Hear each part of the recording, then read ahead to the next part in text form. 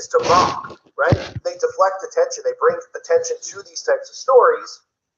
Even a story like this, it hit 200-something thousand people on TikTok, which is not a big number. I mean, look, of course it's a big number. I'm not saying it to be like egotistical. I've got videos that have got attention to stuff like that, unless they want to bring attention to it and hold the middle finger up in everyone's face and say, we're going to do this, we'll get away with whatever we want, and no one's going to be able to do anything about it.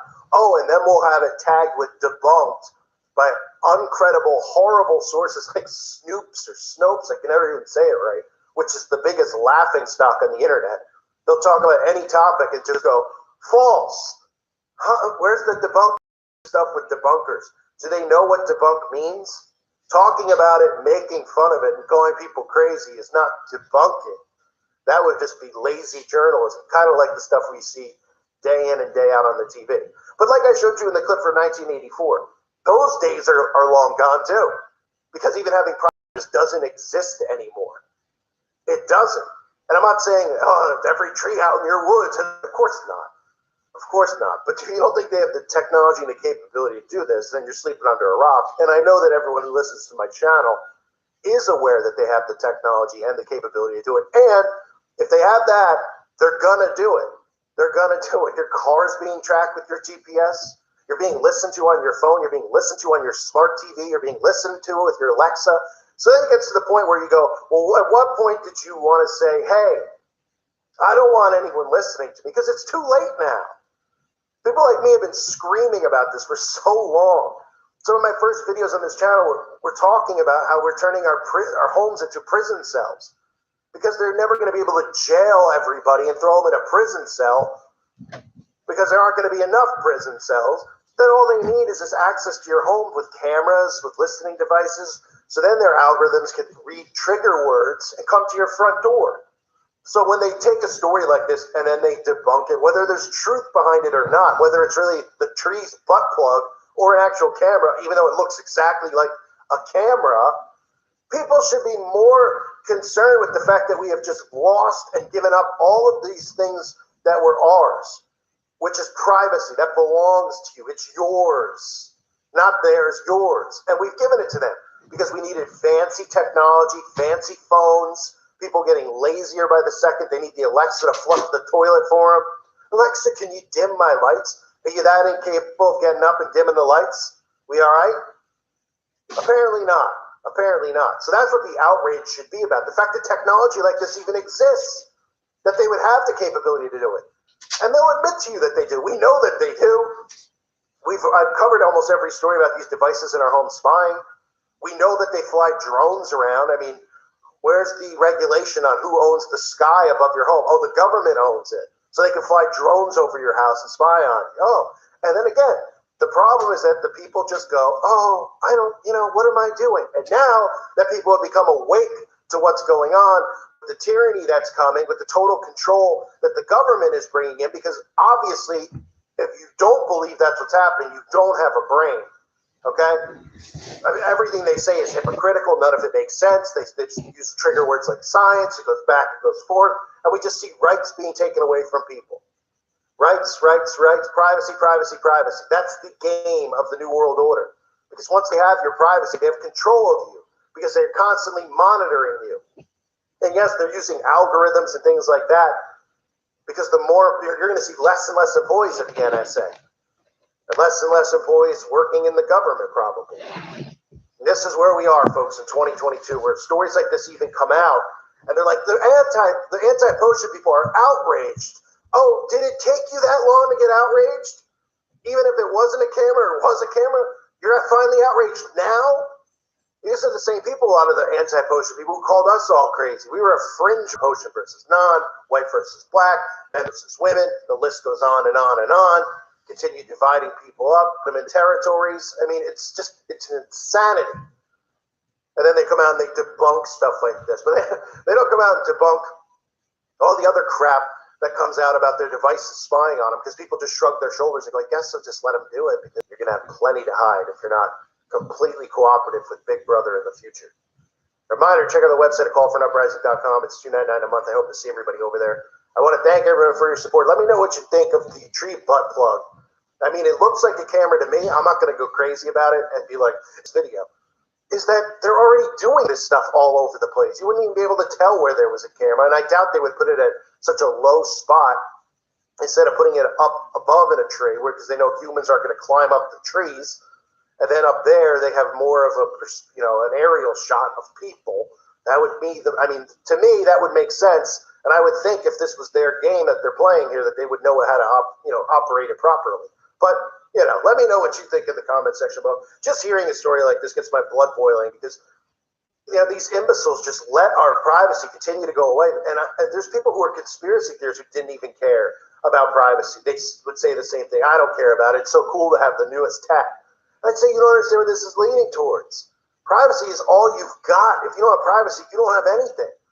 As far as in this world, in this life. And yes, I'm not talking about spiritually with Jesus Christ. I'm just talking about, if you give up your privacy to the government, you don't have even free thought, because they're in your homes listening to you, following you, and trying to minority report you with pre-crime and other stuff. And that's frightening. I thank you guys for being here. Hope you're doing well. God bless you and your families.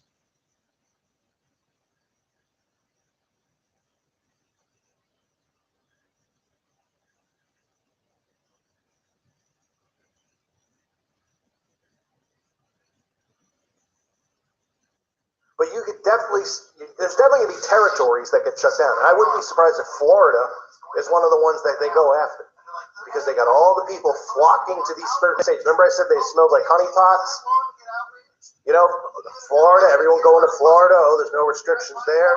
Everyone going to Texas, right? Well, they wanted to lead people to these spots.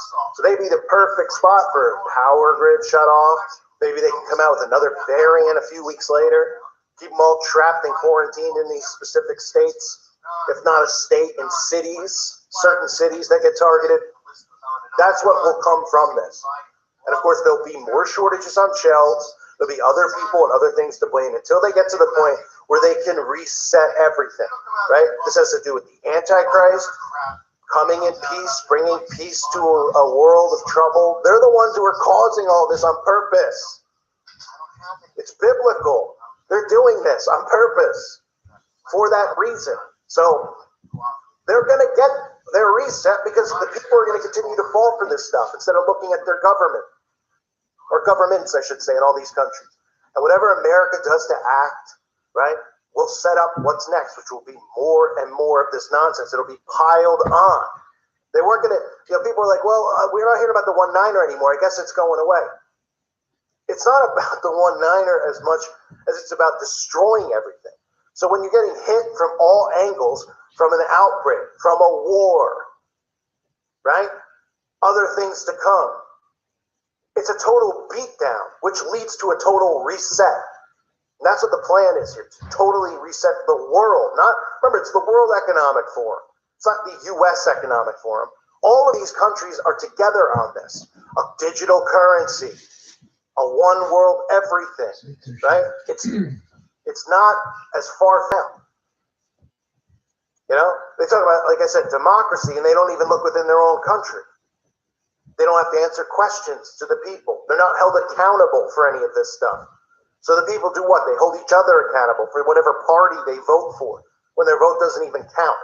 Well, they're doing this to destroy money, lives, and everything in their way to get what they want, which is a new world order.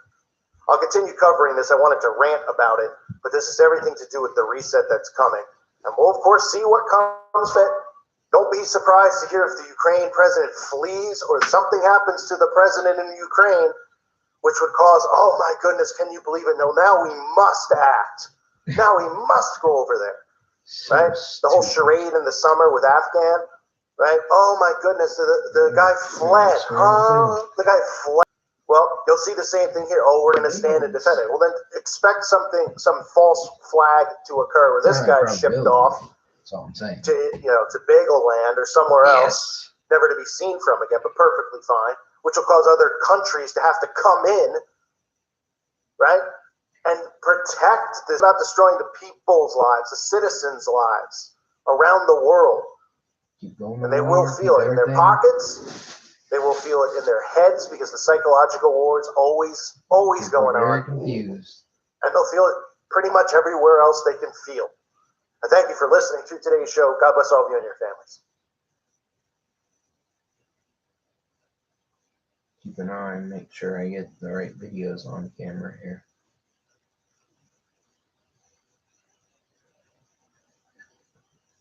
Excuse me. Trying to record on multiple devices here. Can't live on TikTok. If you've ever had this feeling that something was terribly wrong with the world, I can't really do videos on YouTube, but you so I couldn't live figure out just what it was, then you've come to the right place. Keep going. Secret societies, mystery religions, and the Illuminati have been controlling our reality since the beginning of time. But not anymore, because there is an awakening happening, and you are about to become a part of it. Wake up, because this is a call for an uprising. This is a call for an uprising. Welcome to today's show. This isn't any new news, but it might be for you. This has obviously been something that they've been talking about for a few years, but I never got a chance to cover it, and it's been on a list of things to do because I wanted this video to be on my channel about the elevator that they're building to go into space. That's right. I guess they're not worried about hitting something up there when they get high enough, but they have been working on an elevator to go into space, and I wanted to cover it because this is biblical. This has to do with the Tower of Babel being recreated. And there's a lot of interesting things around it, especially what they're going to use to build it. You know that miracle thing that they have called graph something? Huh. Yeah, they're going to build a space elevator with it. Isn't that a surprise? I mean, maybe they could just connect human... Oh, right, I can't say that. But joking aside, this has to do with the Tower of Babel in Genesis chapter 11, verses 1 through 9. Now the whole world had one language and a common speech. As people moved eastward, they found a plain in Shinar and settled there. They said to each other, "Come, let's make bricks and bake them thoroughly." They used brick instead of stone and tar for mortar. Tar, of course, resembles something a lot very similar to graphene. The main problem with space travel is cost. Once you're outside the first 100 miles, you coast all the way out to Pluto.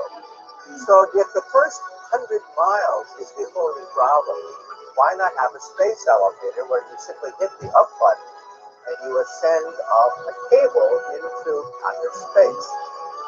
For a century, we thought that this idea of the space elevator was ridiculous. Now we have a new agent, carbon nanotubes, and graphene. Graphene is one layer of carbon. It conducts electricity. It is the strongest substance known to science, and it will suspend a space elevator without breaking.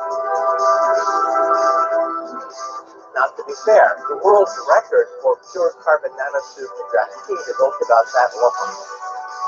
So we have a long ways to go. But it's a practical problem. Theoretically, the main challenges have actually been negotiated.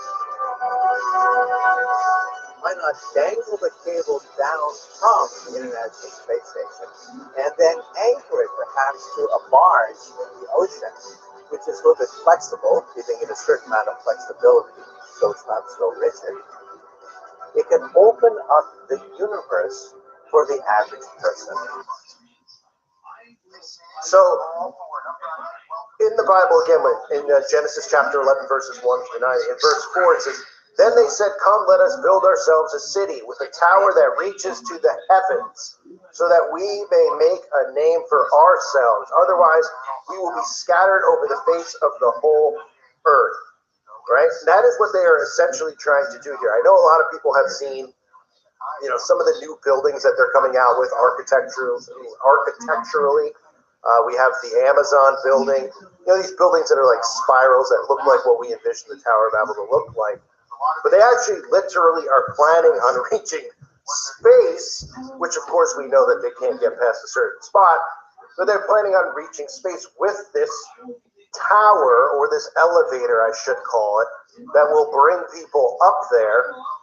And of course will be made of this tar, which will be known as graphene. So in the Bible, when it talks about the Tower of Babel, and these people were so egotistical and sick and demented in the head, like they had nothing better to do, that they decided, hey, let's build ourselves a city with a tower that reaches into heaven. I mean, really? You got nothing better to do? You can't go fishing? Can't spend some time with your wife and your kids? You got to build a tower to go to heaven because, what? You have to make a name for yourselves? Otherwise, you'll be scattered over the face of the earth. And what ends up happening, of course, is God does do that. In Genesis chapter 11, verse 5, it begins with, but the Lord came down to see their city and the tower the people were building. The Lord said, if as one people speaking the same language, they have begun to do this, then nothing that's one of the reasons, if you're new to all this stuff, or if you haven't really, thought much about it, why there's so many language.